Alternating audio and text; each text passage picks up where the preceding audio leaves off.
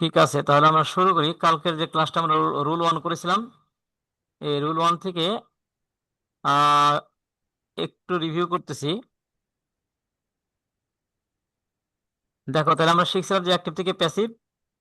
গতকাল ক্লাসে আমি বলেছিলাম যে অ্যাক্টিভ থেকে প্যাসিভ করার সময় আমাদের কয়েকটা নিয়ম কমন সব টেন্সের ক্ষেত্রে হবে। সেগুলো আমি আরেকটু তোমাদের রিভিশন করছি। সেটা হলো, অ্যাক্টিভ বাক্যের যেটা সাবজেক্ট এটা প্যাসিভে কি হয়ে যাবে? অবজেক্ট। আর অ্যাক্টিভ বাক্যের যেটা অবজেক্ট সেটা প্যাসিভে হয়ে যাবে সাবজেক্ট। সাবজেক্ট। এই সাবজেক্টের পরে আমাদের যে বি ভার্বটা বসাইতে হয়, এই অক্সিলিয়ারি ভার্বটা আমাদের টেন্স অনুযায়ী পরিবর্তন হবে, টেন্স অনুযায়ী পরিবর্তন হবে। স্যার আসসালামু আলাইকুম। ওয়ালাইকুম সালাম। টেন্স অনুযায়ী এটা পরিবর্তন হবে।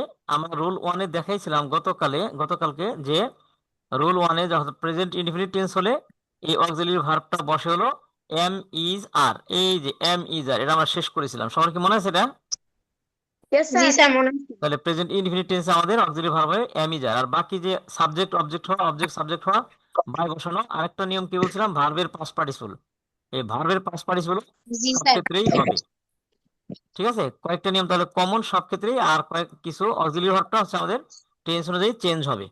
তাহলে রুল 1 আমরা শেষ করেছিলাম, এখন রুল 2 আজকে আমরা করব। রুল 2, রুল 2 হচ্ছে প্রেজেন্ট কন্টিনিউয়াস টেন্সের জন্য।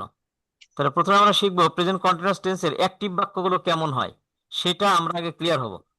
তাহলে এক্সাম্পল 1-এ দেখো, এক্সাম্পল 1-এ খেয়াল করো যে এক্সাম্পল 1-এ কি আছে। এক্সাম্পল 1-এ active, he is reading a story. She is, এই যে she is reading a story. তাহলে প্রেজেন্ট কন্টিনিউয়াস টেন্সের অ্যাক্টিভ বাক্যগুলো কিরকম হবে? প্রথমে থাকবে সাবজেক্ট, যেমন এখানে আছে শি সাবজেক্ট, এরপরে ইজ আছে, এখানে এমও থাকতে পারে, ইজও থাকতে পারে, আরও থাকতে পারে, এম ইজ আর। তাহলে এম ইজ আর থেকে যে কোনো একটা থাকবে এখানে, এম ইজ আর। খেয়াল করো এটা। তাহলে এখানে আমি একটু বড় করে দিচ্ছি তোমাদের দেখার সুবিধার্থে আমি একটু এটা একটু বড় করে দিলাম। তাহলে এখানে প্রথমে আমরা দেখবো প্রেজেন্ট কন্টিনিউয়াস টেন্সের অ্যাক্টিভ বাক্য কিরকম হয়। অ্যাক্টিভ বাক্য করার জন্য আমাদের কি লাগবে? প্রথমে থাকবে সাবজেক্ট, যেমন শি, এরপর আছে ইজ, এরপর আছে রিডিং। তাহলে মূল শব্দটা হচ্ছে রিড, মূল ভার্বটা হচ্ছে রিড, আর রিড। ই এ ডি, এটা হলো মূল ডি। মূল ভার্ব। মূল ভার্ব হচ্ছে রিড, রিডের সাথে আইএনজি আছে। তাহলে আমাদের প্রেজেন্ট কন্টিনিউয়াস টেন্সে তোমাদের এটা মিউট করে রাখো, তাহলে শুনতে পারবে, কথা বলো না। খেলতে বসো। তাহলে এখানে কি হবে? রিড, মূল ভার্বটা কি? মূল ভার্ব। তোমাদের রিড। তোমাদের কারোর জন্য কথা শোনা যাচ্ছে, কথা রিড। কথা বলো না, কথা শোনা যাচ্ছে, কথা বলো না। তাহলে এখানে প্রেজেন্ট কন্টিনিউয়াস টেন্সের প্রথমে থাকবে সাবজেক্ট, তারপরে অ্যামিজার, আর ভার্ব, মূল ভার্বের সাথে আইএনজি। মূল স্যার ভার্বের সাথে মিউট করে রাখতে বলেন। সবাই মিউট করো। স্যার মিউট করে রাখতে বলেন। সবাই মিউট করো, সবাই মিউট করো। হ্যাঁ, সবাই মিউট করো। ওই সাবির মিউট করো, জয়দীপ মিউট করছে, হ্যাঁ আল রাফি করছে। সাবির মিউট করো, মিউট মিউট।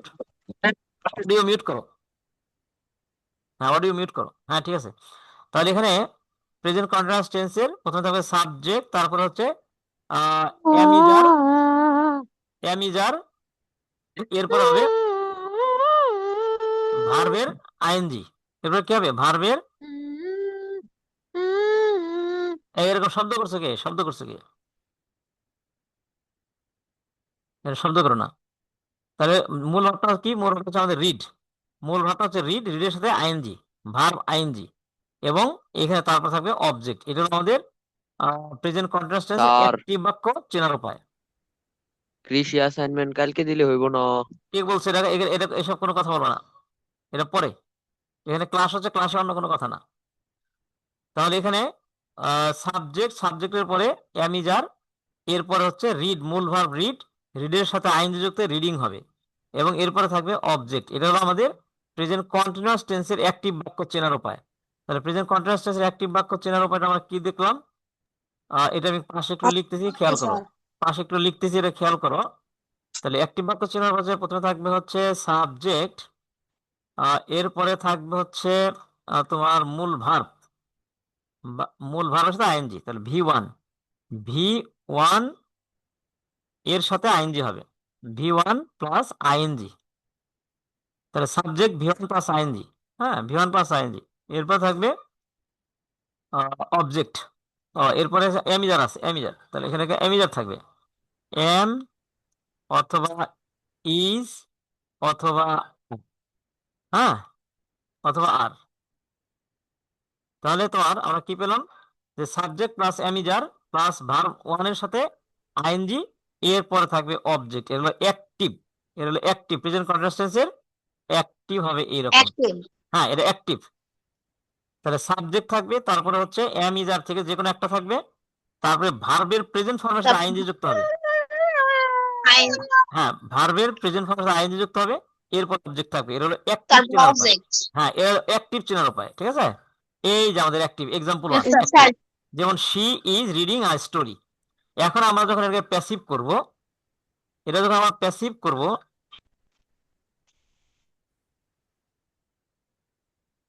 তাহলে প্যাসিভ করার সময় আমাদের কি করতে হবে, এটা প্যাসিভ করার সময় আমাদের তাহলে আগের যে নিয়মটা ওটা ঠিক থাকবে। এই যে আই স্টোরি হচ্ছে অবজেক্ট ছিল, অ্যাক্টিভ বাক্যে এটা অবজেক্ট ছিল আই স্টোরি, সাবজেক্ট। এটাই আমরা সাবজেক্ট করব আই স্টোরি। এখন প্রেজেন্ট কন্টিনিউয়াস টেন্সের জন্য আমাদের মনে রাখতে হবে, এটা সাবজেক্টের পরে এম বিং, এই যে এম বিং বা ইজ বিং বা আর বিং, এই তিনটার যে কোনো একটা আমাদের এখান থেকে বসবে। তাহলে এখন আই স্টোরি এটা যদি একটা সিঙ্গুলার সাবজেক্ট, মূল ভাবে হ্যাঁ, তাহলে আই স্টোরি এটা একটা সিঙ্গুলার সাবজেক্ট, তাহলে সিঙ্গুলার সাবজেক্টের সাথে এটা হবে ইজ বিং। তাহলে এখানে কি হবে, ইজ বিং, ঠিক আছে, ইজ বিং। তাহলে আই স্টোরি ইজ বিং। এরকম শব্দ করে কি, শব্দ করছে কি, এরকম এরকম শব্দ করে কে, তাহলে আই স্টোরি ইজ বিং, তাহলে বুঝছো এটা প্রেজেন্ট কন্টিনিউয়াস টেন্সে বলবে ইজ বিং। এরপর আমাদের নিয়ম কি, এখানে যে মূল ভার্বটা থাকবে, যেমন রিড, এটা মূল ভার্ব, এটার পাস্ট পার্টিসিপল, মূল ভার্বের পাস্ট পার্টিসিপল, তাহলে রিডের পাস্ট পার্টিসিপল কি হবে, রিডের পাস্ট পার্টিসিপল রিডই হবে। সো এখানে এই যে রিড বসলো, এরপরে বাই, এরপরে সাবজেক্ট ছিল আমাদের শি, শির জন্য এটা হবে হার, শির জন্য কি হবে, হার, ঠিক আছে। হার। হ্যাঁ, তাহলে আমি প্রেজেন্ট হার। কন্টিনিউয়াস টেন্সের জন্য স্ট্রাকচার কি হলো, প্যাসিভের স্ট্রাকচার দেখো লিখে দিচ্ছি। প্রথমেই হলো সাবজেক্ট হলো, তারপরে কি বসলো, তারপরে সে এম, এরকম শব্দ করে কে, দেখো তো এটা কে, এটা কে করে, এটা কে করে, এরকম কে করে, নুরুল লেখা, কে এটা কে কে করে, নুরুল বাচ্চু। হ্যাঁ এটা কে, তাহলে এখন মিউট করে দিছি। এম বিং অথবা ইজ বিং, অথবা বসতে পারে কি আর, আর are being, R K being, তাই না, বিং, বিং। আইএনজি, আর বিং।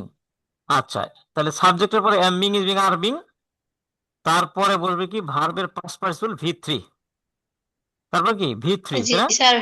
ভি3, তারপরে কি বলবে, তারপরে বলবে স্যার। Object, object. এই হলো তোমার প্যাসিভের স্ট্রাকচার।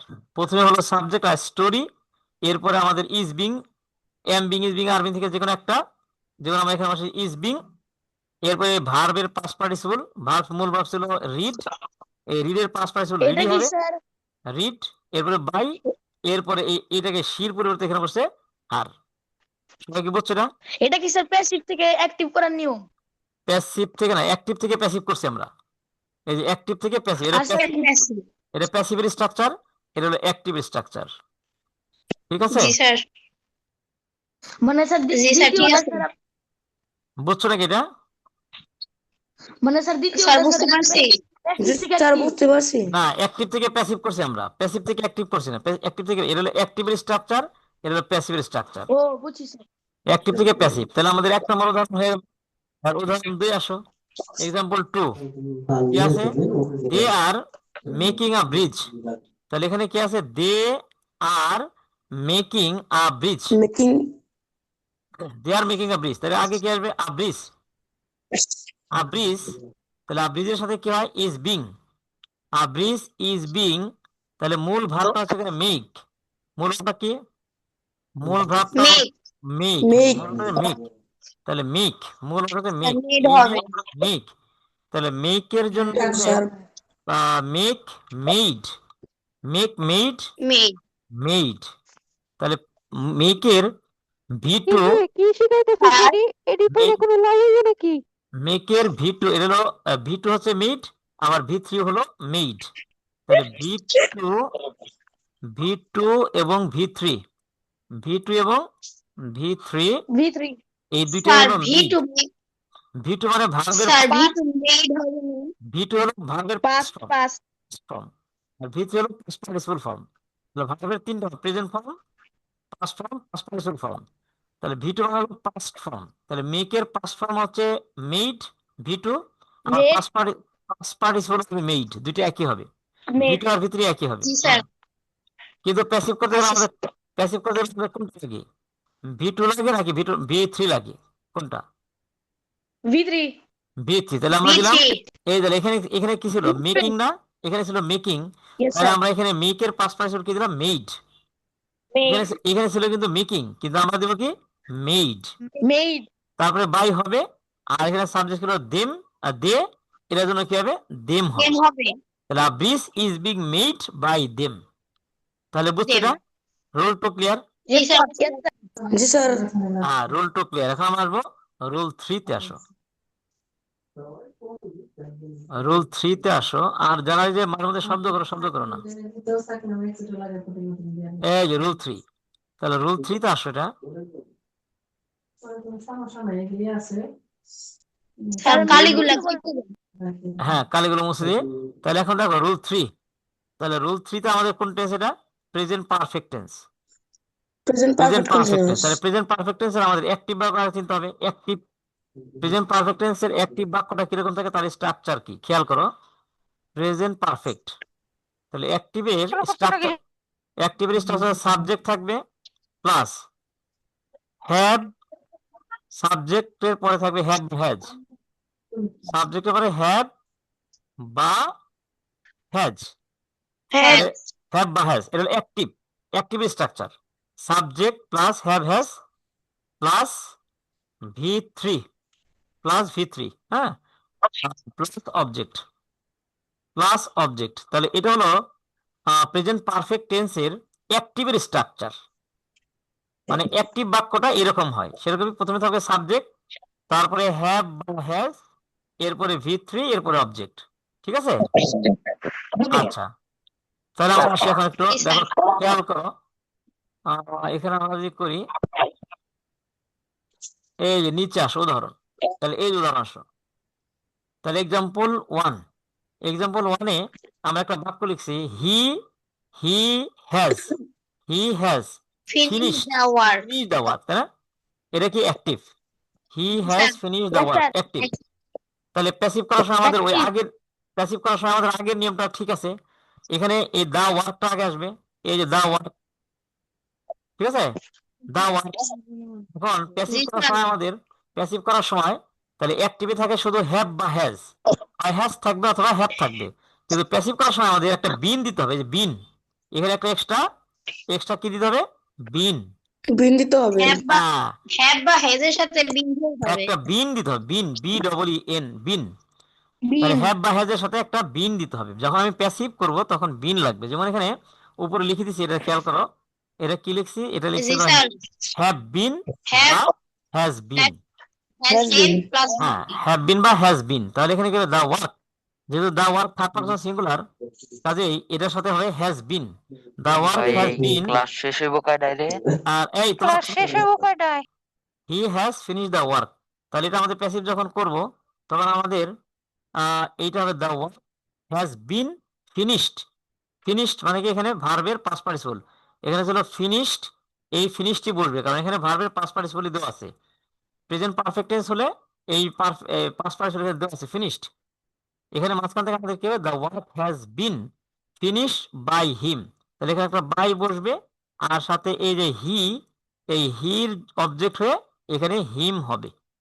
তাহলে আবার একটু খেয়াল করো তোমরা সবাই। তাহলে the work has been finished by him, ঠিক আছে। এক্সাম্পল 2, তাহলে এক্সাম্পল কি, I have clean the room, তাহলে I have clean the room, তাহলে এখানে আছে I have cleaned the room, তাহলে আমাদের কি হবে, এই দ্য রুমটা আগে আসবে, দ্য রুম, এই এখানে ছিল আই, ছিল হ্যাভ, যেহেতু আই হচ্ছে ফার্স্ট পার্সন এই জন্য আই এর সাথে হ্যাভ ছিল, কিন্তু আমি যখন এখানে দা রুম আনবো, রুমটা তো থার্ড পার্সন সিঙ্গুলার, সো এখানে আর হ্যাভ হবে না, এখানে হবে হ্যাজ। যদিও এই অ্যাক্টিভ বাক্যে হ্যাভ ছিল কেন, কারণ সাবজেক্টটা আই ছিল। যখন আমি প্যাসিভ করবো তখন দা রুম, এটা তো থার্ড পার্সন সিঙ্গুলার, এখানে আর হ্যাভ হবে না, এখানে হবে হ্যাজ। তাহলে the room has been cleaned, the room has been cleaned by me, তাহলে বাই বসলো, আর এই যে আই অবজেক্ট হয়ে এটা মি হলো। ঠিক আছে সবাই বুঝছো না? তাহলে এই প্রেজেন্ট পারফেক্ট টেন্সের অ্যাক্টিভ থেকে প্যাসিভ আমরা এইটা প্র্যাকটিস করলাম।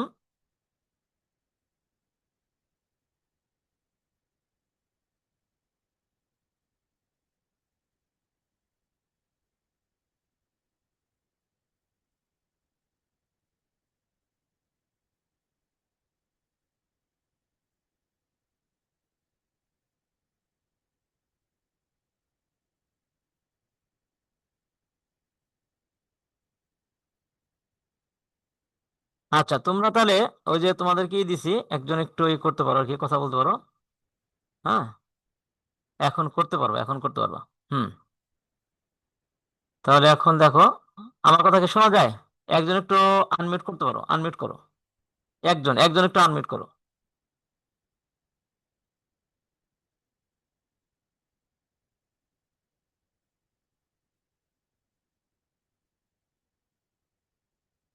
আচ্ছা, তাহলে দেখো, খেয়াল করো, শুনতে থাকো তোমরা সবাই। এরপর আমরা আসবো রুল 4। রুল 4 দেখো, রুল 4 হচ্ছে past indefinite tense. Past indefinite টেন্সের জন্য আমাদের অ্যাক্টিভের যে স্ট্রাকচার, এটা আমরা প্রথমে দেখবো অ্যাক্টিভের স্ট্রাকচার কি। অ্যাক্টিভের স্ট্রাকচারটা আমরা পাশে লিখতে দেখো, পাস্ট ইনডিফিনিট টেন্স অ্যাক্টিভ, প্রথমে থাকবে সাবজেক্ট, এরপর হবে প্লাস ভি2 প্লাস অবজেক্ট,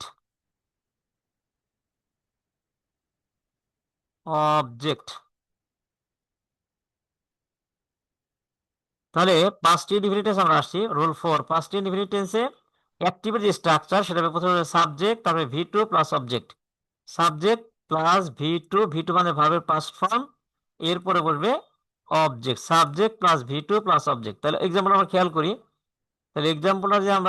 করি, দেখো কি আছে। এক্সাম্পল 1, শি, এখানে আছে শি স্যাং, তাহলে সিং এটা হলো মূল ভার্ব, মূল ভার্বটা হচ্ছে এখানে সিং, এটা হবে স্যাং সাং। তাহলে আমাদেরকে জানতে হচ্ছে যে মূল ভার্বটা কি। মূল ভার্বটা হচ্ছে সিং, এইটার পাস্ট ফর্ম হচ্ছে স্যাং, তাহলে শি স্যাং আ সং।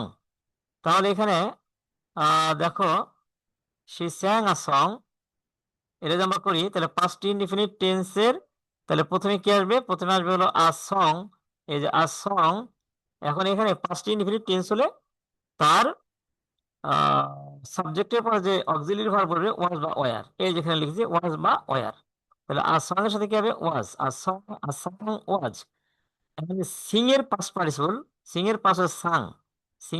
হচ্ছে সাং, কাজে আমরা এখানে বসাবো a song was sung by, যেহেতু সাবজেক্ট ছিল শি, এর জন্য হবে হার, তাহলে টোটালি কি হলো, আ song was sung by her. এরপর আমরা আরেকটা উদাহরণ খেয়াল করি,